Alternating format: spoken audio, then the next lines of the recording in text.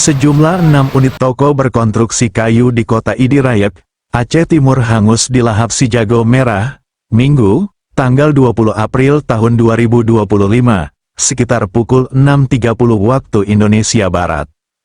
Toko-toko yang mengalami naas itu diantaranya toko penjual buah-buahan, kelontong, monja serta sejumlah usaha lainnya, yang berlokasi di Jalan Lintas Nasional Medan, Banda Aceh, tepatnya di sebelah sisi kanan terminal kota Idirayat.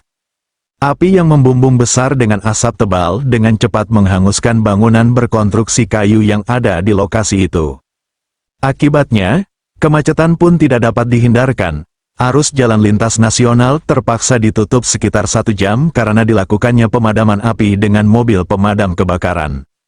Sejumlah petugas dari TNI Polri juga tampak di lokasi untuk mengamankan situasi. Selain itu, petugas dari BPBD dan Damkar juga tampak begitu sibuk memadamkan api.